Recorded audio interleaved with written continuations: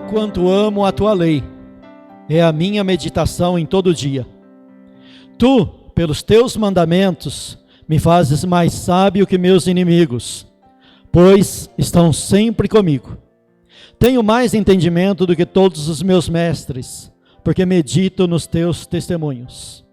Sou mais prudente do que os velhos, porque guardo os teus preceitos. Desviei os meus pés de todo caminho mau, para observar a tua palavra. Não me apartei dos teus juízos, porque tu me ensinaste. Ó, quão doces são as tuas palavras ao meu paladar, mais doces do que o mel à minha boca.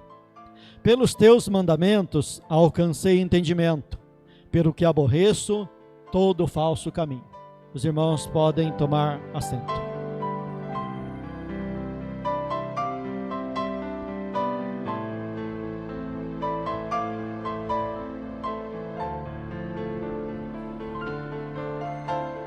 Amém?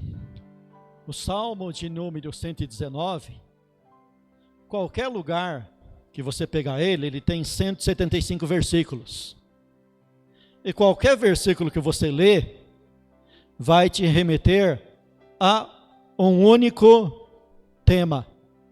E o tema central dele é a palavra de Deus. Qualquer lugar que você pegar, você pode ler, as estrofes são divididas pelas letras do alfabeto hebraico.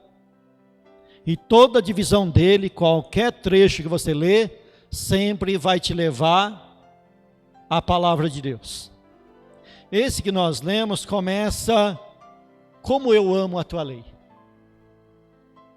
Hoje nós estamos comemorando o dia da Bíblia.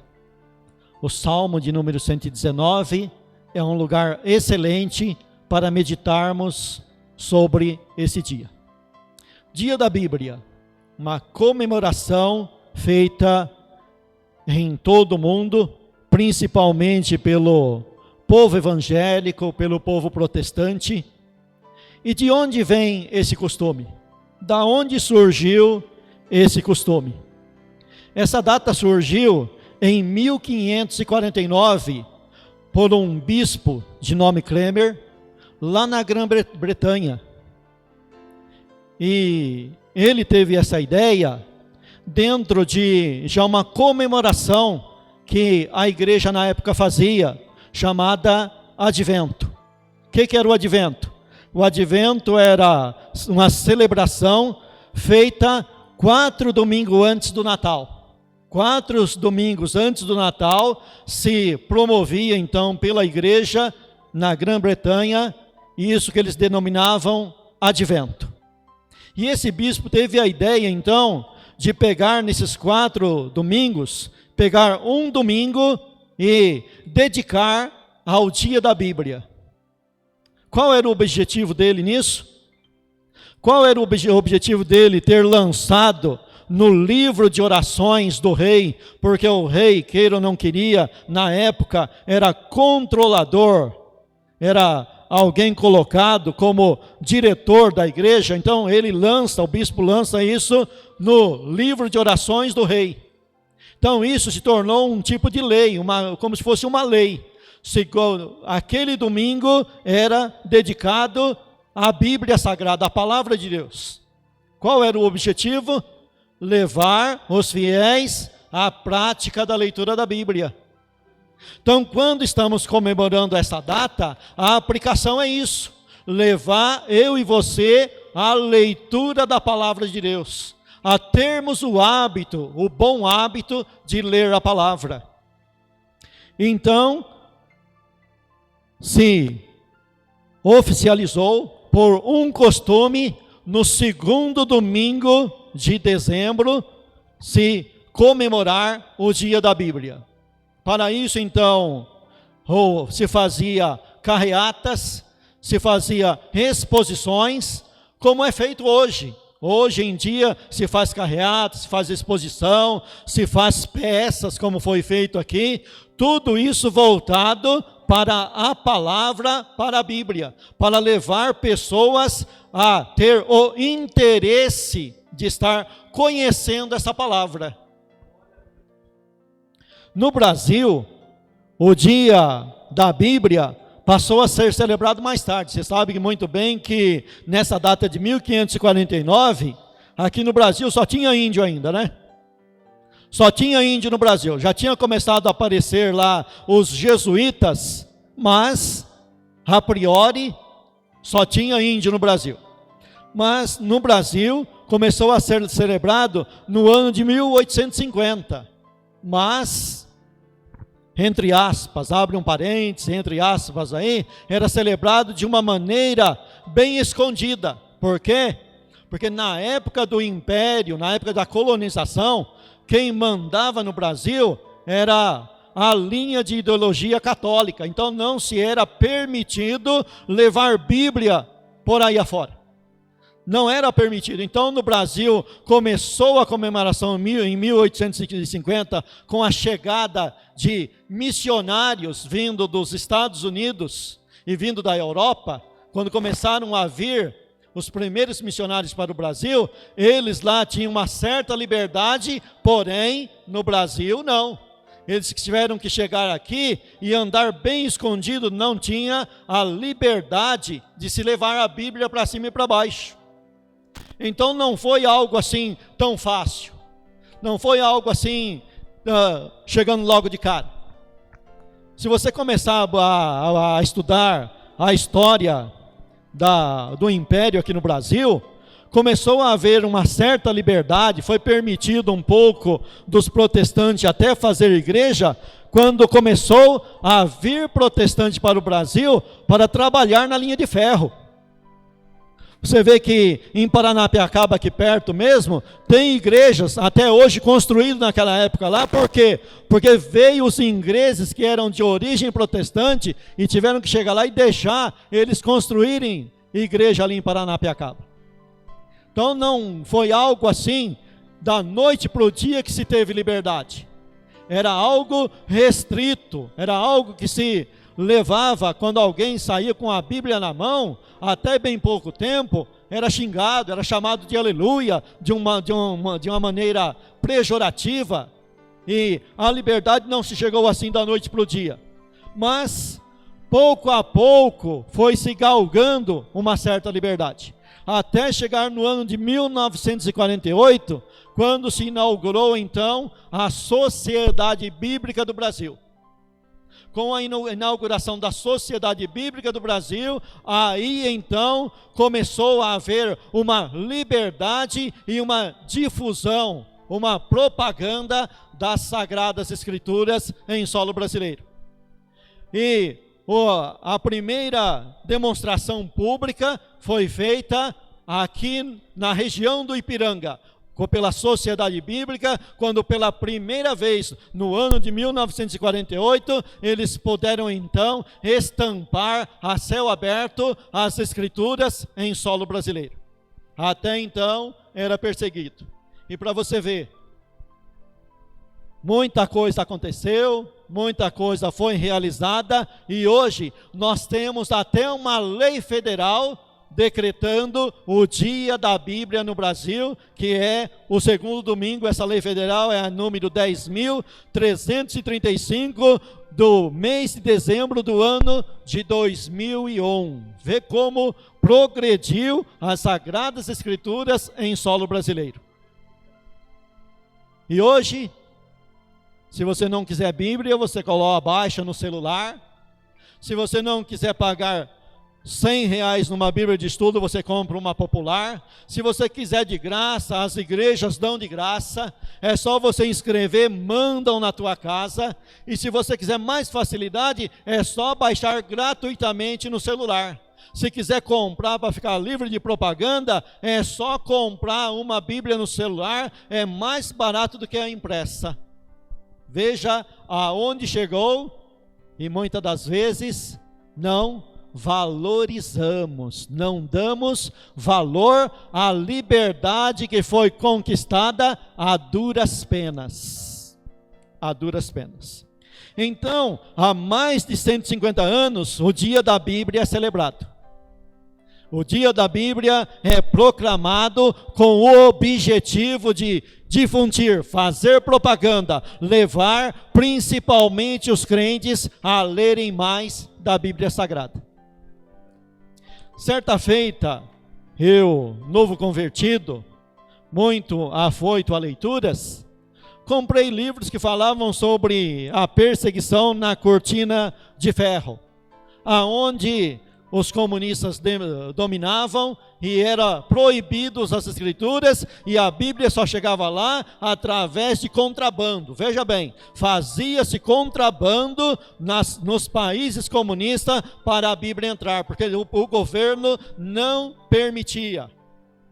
E um camarada lá foi preso, torturado, e sabe qual era a maneira que eles mantinham a palavra lá?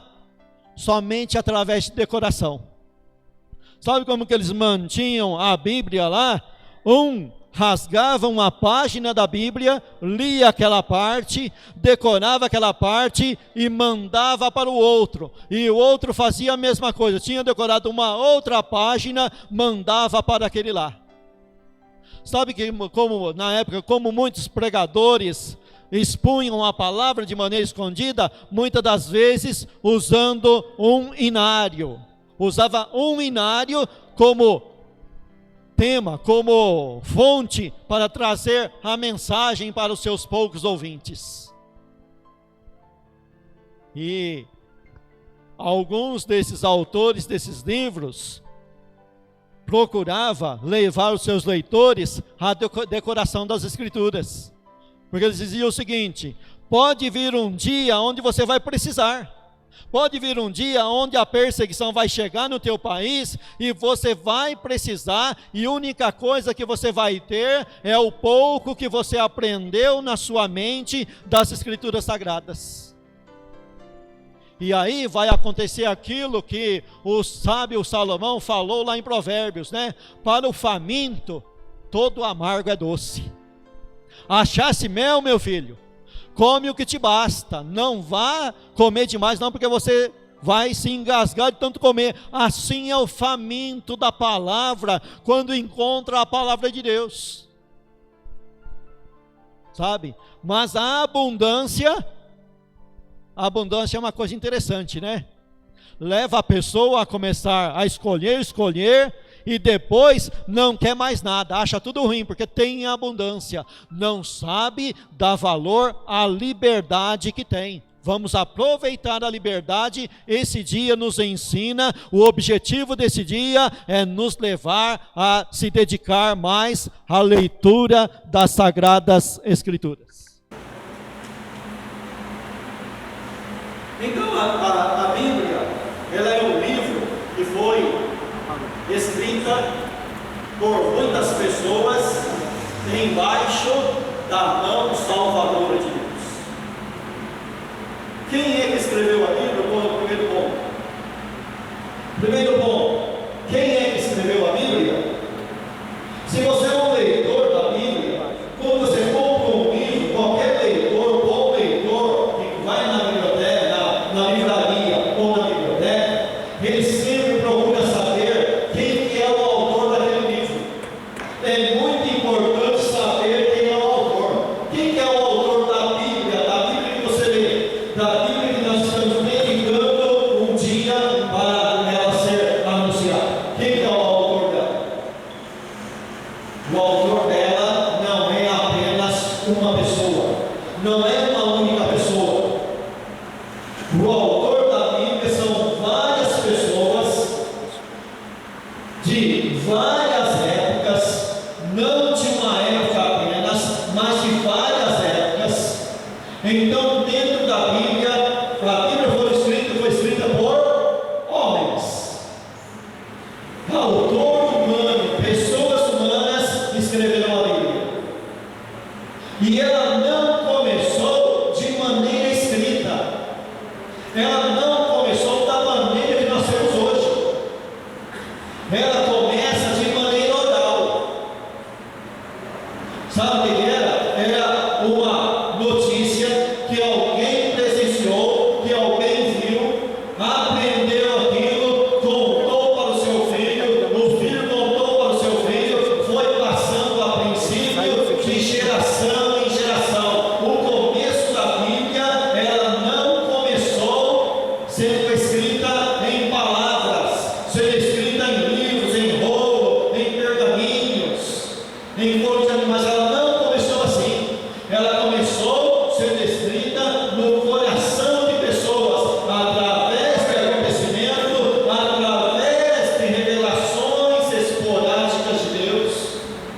Então, a Bíblia, ela não vem de uma vez, de uma única vez, ela vem de várias maneiras.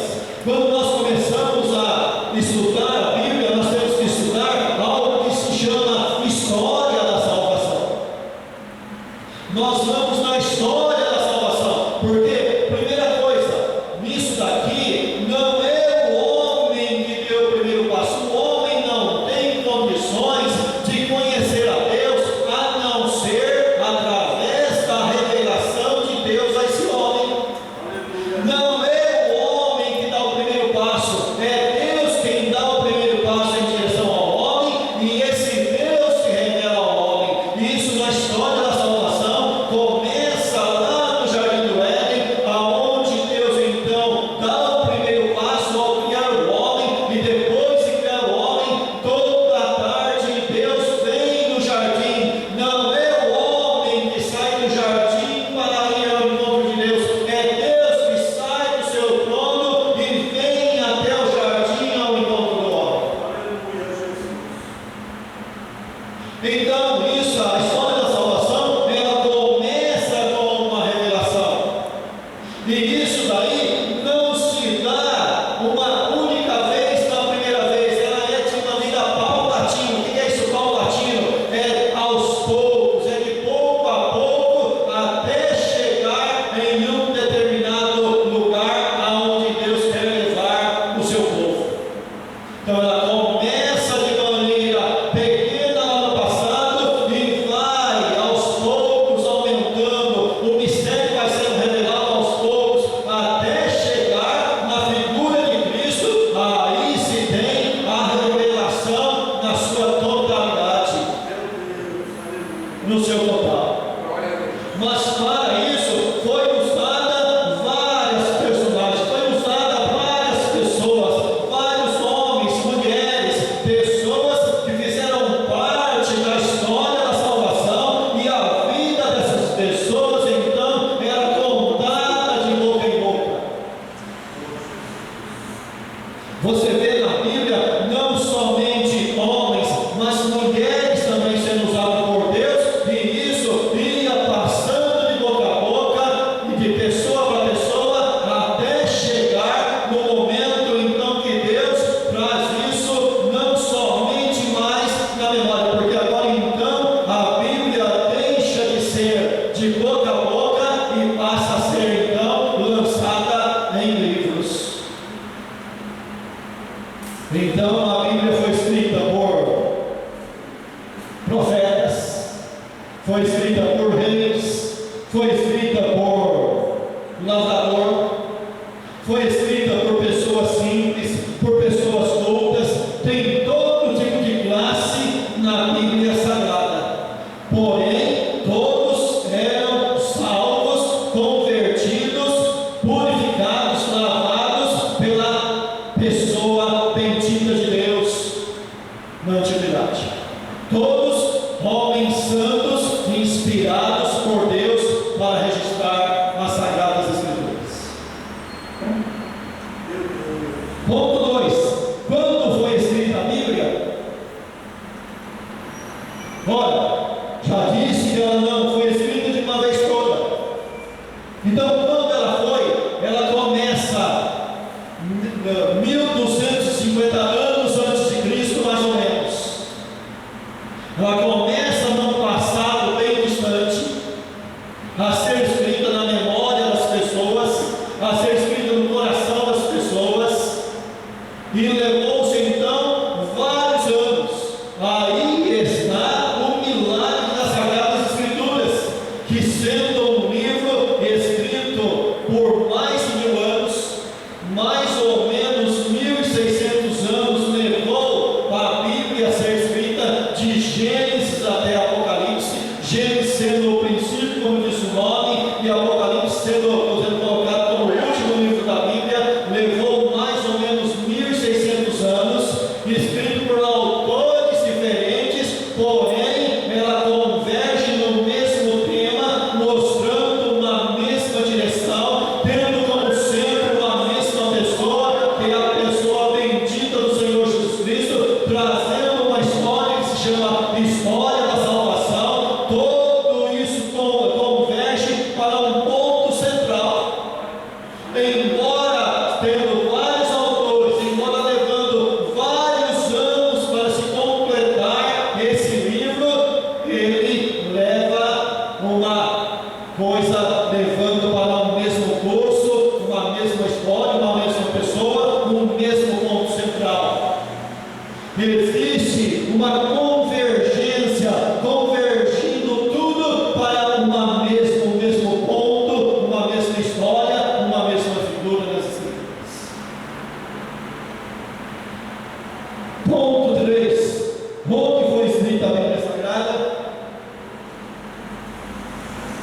Aqui, falando de maneira geográfica, a pergunta é: onde foi escrita a Bíblia Sagrada? Quando você pega uma literatura como um romance, ou tantas coisas aí escritas pelos homens aí, grandes obras, quando você vai ver o ponto geográfico, sempre existe uma fantasia, sempre existe outro mundo, um mundo imaginário, mas a Bíblia Sagrada não. A Bíblia Sagrada foi escrita num ponto geográfico. Existe um ponto geográfico, existe um lugar aonde uma ciência chamada arqueologia vai lá, desenterra e encontra o lugar aonde está mencionado nas Sagradas Escrituras. Então é um lugar aonde até hoje os estudiosos podem ir lá e começar a cavucar, e pesquisa e encontra vestígios aonde foi escrita a Bíblia Sagrada. A maior parte da Bíblia Sagrada foi escrita na Palestina, na região ali ocupada pelo povo judeu, pelo povo hebraico, por Israel. Mas ela não foi escrita somente ali. Por ocasião do cativeiro do povo de Israel, alguns trechos do Velho Testamento foi escrito na Babilônia. Você pega o profeta Ezequiel mesmo, que foi levado pelos povos do cativeiro, preso para a Babilônia. Ali ele escreve, ele tem as revelações, ele tem as visões de todo o seu livro. Então ali, o livro de Ezequiel praticamente é ambientado na Babilônia. Existem trechos do Velho Testamento que foi escrito no Egito. Por que no Egito? Porque lá para o Egito, muitos foram levados também, fugiram para o Egito por ocasião do cativeiro de Babilônia. E se você pegar o começo dos escritos de Moisés, a história, o começo da história da saída do Êxodo, aonde aconteceu? No Egito. E também teve, vindo para o Novo Testamento, algumas cartas que chegaram até nós foram escritas na Ásia, outras foram escritas, outra foi escrita na Itália. E houve alguns lugares aonde a Bíblia foi escrita. E o interessante é que todos esses lugares, a cultura do lugar, ela tem, você encontra dentro das Escrituras, margens dessa cultura, você encontra pontos dessa cultura. A cultura do lugar deixa marca na literatura escrita que chegou a nós. Você encontra, então você tem como ir lá e ver a autenticidade. Você pode ir lá e comprovar historicamente, você pode comprovar geograficamente, você pode estudar um pouco de história e aprender ali que o que está dentro da Bíblia, a ciência tenta denegrir a Bíblia, mas eles não conseguem, ao contrário. É o contrário.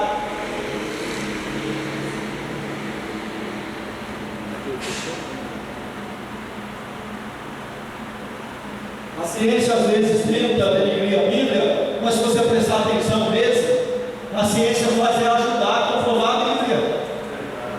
Ela faz ajudar, porque quando se olha, você vê que do ponto histórico ela é verdadeira, do ponto geográfico ela é verdadeira. Ponto 4. Em que língua foi escrita a Bíblia? Em que idioma? Qual idioma que foi usado? Ela praticamente foi escrita em 3 idiomas. Ela foi escrita no hebraico, no aramaico e no grego. Se usou então 3 idiomas. Durante mais de 1000 anos foi usado para se escrever a Bíblia Sagrada 3 idiomas. A maior parte foi usado o hebraico. Por que o hebraico? Porque é de lá, é do povo hebreu que surge toda a história da salvação. São eles o herdeiro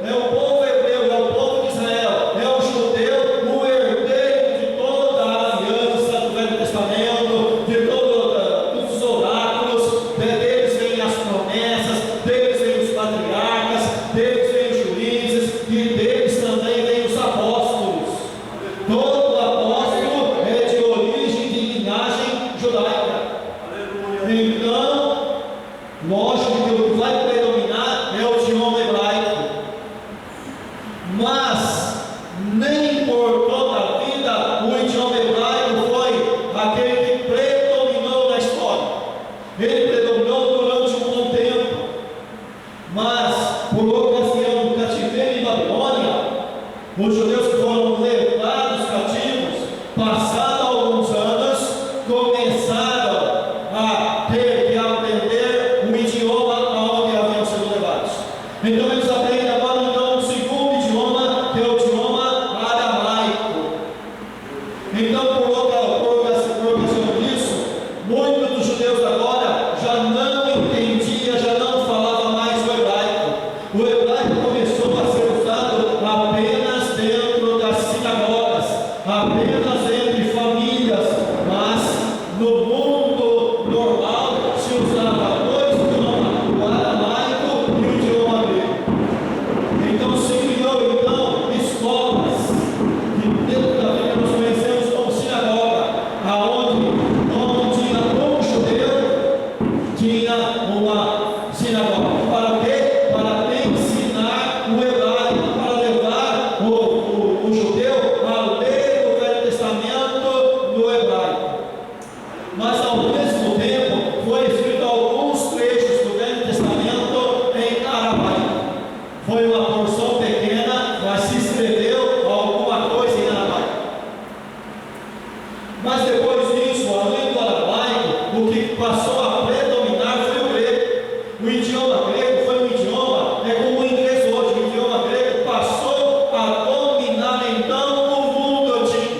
Em todo lugar se falava o grego, ao ponto de muitos judeus saber apenas falar o grego e praticamente não conhecer mais nada do hebraico. Aí então, por essa ocasião, aconteceu a primeira tradução do Velho Testamento, que é conhecido como Septuaginta, ou seja, Septuaginta significa 70, reunião de 70 sábios que se reuniram e traduziram o Velho Testamento para o grego. Por quê? Porque o grego era um idioma aonde eles chegavam, conseguiam então passar o conhecimento das Escrituras. Quando os apóstolos começaram a pregar o Evangelho, foi essa tradução que eles usaram de ponta a ponta aonde eles iam. Aonde os apóstolos iam, tinha alguém para falar grego, e eles usavam então a Septuaginta para estar pregando, evangelizando e ensinando o povo. Então foi de muita importância essa Septuaginta na história da salvação. E ela foi escrita então em 3 idiomas: hebraico, aramaico e grego. E assim se difundiu a palavra no mundo antigo. Nessa Septuaginta, ela tem algumas diferenças da Bíblia que nós usamos hoje. Ela tem 7 livros a mais. Por quê? Porque é uma Bíblia, uma tradução que recebeu então o nome de Tradução de Alexandria, enquanto o Velho Testamento, lá do povo judeu de Jerusalém, recebeu o nome de Bíblia de Jerusalém. A diferença qual que é? A Bíblia de Jerusalém tem 66 livros, que é adotada por Martinho Lutero, pelos reformadores, por ocasião da reforma. Enquanto que lá no mundo antigo muitos adotavam então, e a Igreja Católica também adotou essa tradução de Alexandria. E aí se tem aquela discussão entre cristãos de linha católica e cristãos de linha protestante. Mas deixemos de lado essa discussão, porque na realidade as duas traduções nos remetem à história de Deus. Embora os protestantes não aceitem alguns livros daquela tradução lá, por alguns erros que foram encontrados lá, mas historicamente elas são muito boas. Do lado histórico, o livro de Macabeus é muito bom do lado histórico. Tem coisa lá que não dá para concordar, tem coisa que não dá para concordar com Tobias, tem coisa que não dá para concordar com aqueles livros lá, mas do lado histórico é muito bom. É bom também ler e aprender. Ponto 5. O assunto da Bíblia. Qual é o assunto da Bíblia? Meu irmão, você pode estudar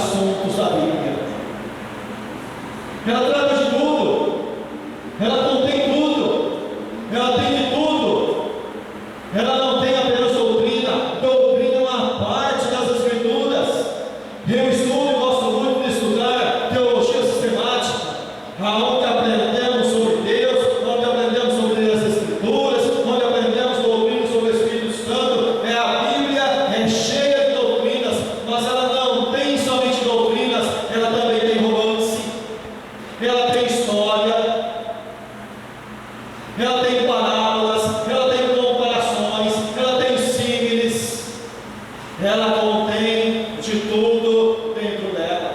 Não há esgotamento das Escrituras. Tem gente que lê um livro e não consegue ler ele duas vezes, se torna um livro chato. Meu Deus, quando na época de escola, quando o professor obrigava você a ler aqueles livros lá de Dante, né, a Divina Comédia, meu Deus, como era chato ler aquilo. Obrigava você a ler o livro de Machado de Assis, meu Deus, como é chato aquela linguagem daquele homem, uma linguagem erudita, uma linguagem difícil, como é chato. Mas a Bíblia Sagrada, depois que você toma gosto por ela, você lê hoje e amanhã, você lê a mesma história, mas parece que não é a mesma história. Ela se renova a cada vez que você lê, ela te leva para um novo patamar cada vez que você lê, ela é uma nova história cada vez que você lê, ao ponto de chegar a você dizer: olha, eu li a Bíblia não sei quantas vezes e ainda não sei nada. Sabe por quê? Porque esse livro é muito profundo. O interessante é que esse livro, ele tem uma capacidade de ser simples, porque as doutrinas colocadas nesse livro, elas são colocadas de uma maneira simples. Mas quando a gente começa a ler, esse que é simples, esse que é apenas uma citação, se torna tão profundo que ele tem o poder de entrar dentro de nós e dentro de nós se fazer um rio caudaloso, um rio de águas vivas no nosso interior. Esse livro de tantos anos, tão perseguido, aonde muitas pessoas tentaram apagar esse livro da face da terra, mas esse livro tem o poder de se defender a si mesmo, porque esse livro é defendido pelo autor dele, e o autor dele, em última instância, é Deus. Porque ao mesmo tempo que esse livro é humano, mas porém ele é divino, foi escrito por homens, mas ele é de autoria divina, porque homens cheios do Espírito Santo, sendo inspirados pelo Espírito Santo, escreveram e registraram aquilo que o autor maior que ele queria que passasse para nós, e esse autor é o próprio Deus. É Deus o próprio autor das Escrituras. Então esse livro, a autoria dele é divina, ele é um livro divino, embora escrito por homens, mas ele é divino, você pode confiar nele. Então o assunto da Bíblia tem assunto para resolver o problema da família, para resolver o problema do país, para resolver o problema de nações, para resolver o problema do mundo, para levar o pecador que é um perdido a ser santo e santificado e ser preparado para morar com Deus da glória. Esse livro, o assunto desse livro é assunto de salvação, é assunto de paz, é assunto de amor. Embora escrito por homens vários, porém o caráter desses homens foram mudado, foi totalmente mudado, e foi homens santos preservados, e esse livro é preservado por Deus, e Deus preservou esse livro e trouxe ele até nós, livre de erro. A Bíblia é infalível.